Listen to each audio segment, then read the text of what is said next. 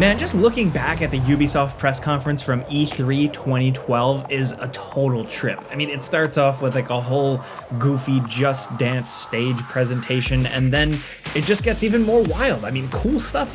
Far Cry 3's trailer, which was pretty edgy and crazy. It's like the first thing you see. Then Splinter Cell Blacklist, Rayman Legends, Zombie U, Assassin's Creed 3. There's some solid stuff here. But all that stuff that they showed so far is very firmly 7th gen. You know, it's all Xbox 360, PS3 type games. And then the Watch Dogs trailer hits.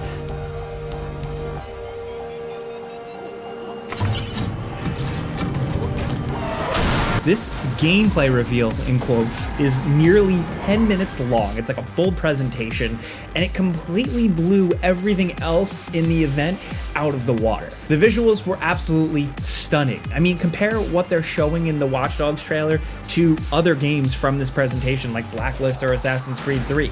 They're not even close visually. It's really kind of like a you had to be there situation. You had to be watching this online or on TV or whatever, but that first trailer for Watch Dogs really was mind-blowing at the time. It was the first real look at what a next-gen game could do, and it felt like a massive leap forward for graphics technology, especially for a console game. Next year, they put out another trailer that had people scratching their heads a bit. Like, we remember the game looking better than this. Then the actual game launches in 2014, and the voices of the naysayers got louder. For many, the first Watch Dogs wasn't like just a massive disappointment, it was a betrayal of the gaming public to some folks. Like, the graphics had been downgraded. We didn't get the visual feast that first trailer promised us. And the game itself was getting a less than positive reception from, reviews and media and stuff. The game never scored terribly, but like at a flat 80, it wasn't like this revolutionary next-gen experience that many expected and many other people felt were promised. I actually enjoyed the game a bit more. We'll talk about that in a little bit, but like at the time of this writing, it's May 27th, 2024, exactly 10 years after the game originally released. For a game that got so much hate and anger and just discourse directed at it, some of which was warranted, of course, there remains a small but dedicated group of fans who have stuck with the game and continue to support and mod the game to this day. In many ways, Watch Dogs in 2024 is in a better state now than when it first came out 10 years ago. The console version was seen as a downgrade in a lot of ways for people, but the PC version wasn't much better. It was poorly optimized, buggy, and stuttery. It actually had graphical settings that would make the game look a bit more like that legendary trailer from 2012, but they were all locked away and unused. It was overall a pretty bad port from an era where PC ports were kind of getting better. There were some misses, but yeah, this wasn't one of the good ones. But now, in 2024, this is the version of the game to have. You just need some mods to really make the game shine.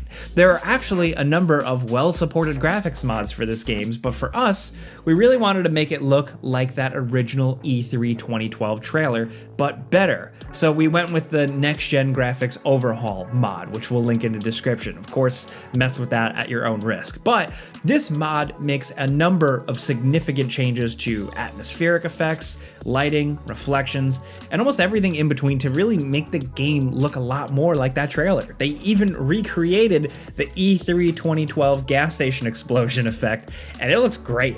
The big question with Watch Dogs is, does it finally look as good as that E3 2012 trailer? Yes.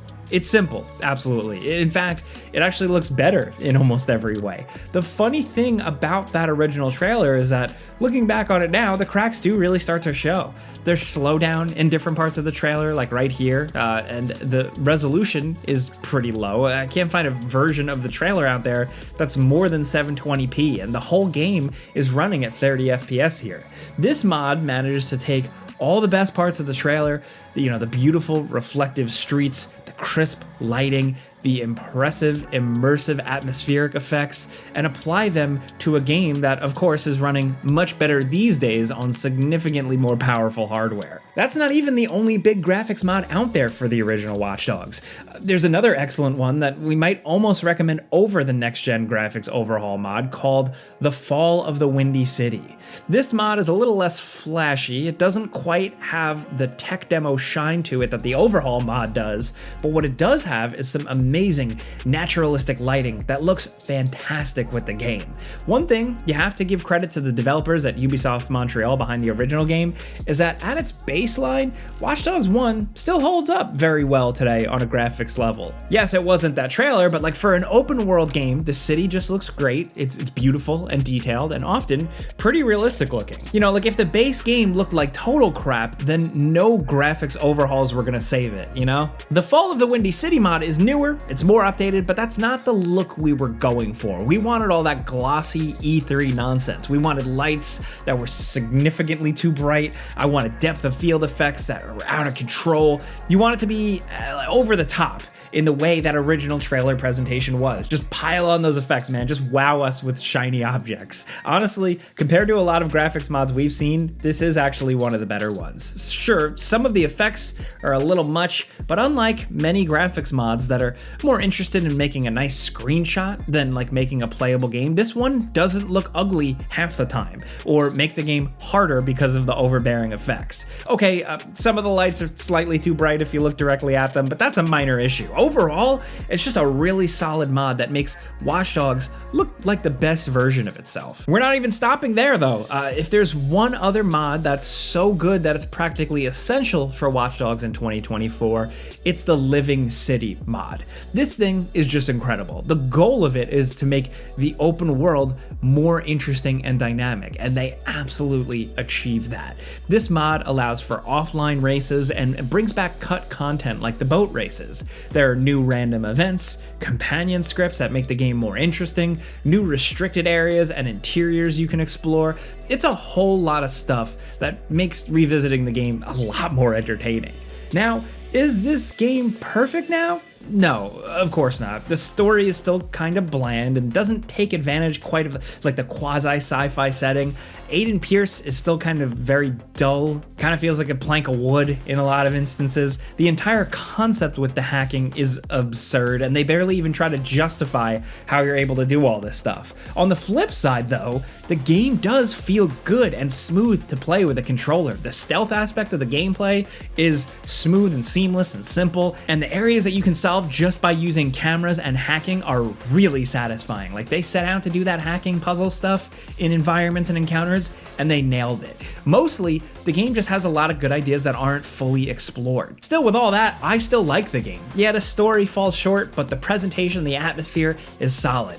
The gritty atmosphere, the one-note protagonist revenge missions, the good shooting and stealth, some good missions hidden in here, and the city of Chicago is just a cool city, even if it's not like the most accurate recreation. I've been there a few times now at this point.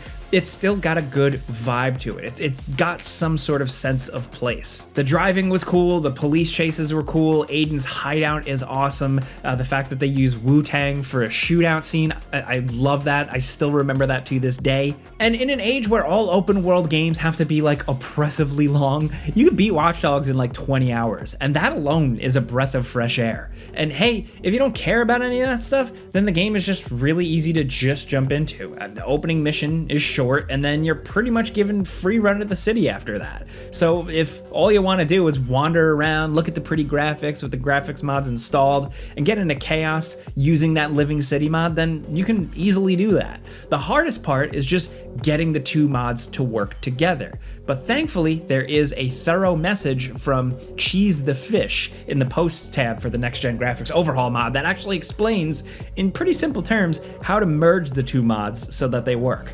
We followed their instructions, and you can too, or you can just use some pre-made merge mods that are already on Nexus. There's one that merges Living City and Fall of the Windy City, which is probably the go-to one you'll want to use for most folks, but again, we just really wanted that E3 2012 look, so yeah. And yeah, if you really want to push the game to the limit, then throw in Pascal Gilcher's ray tracing reshades on top of all this.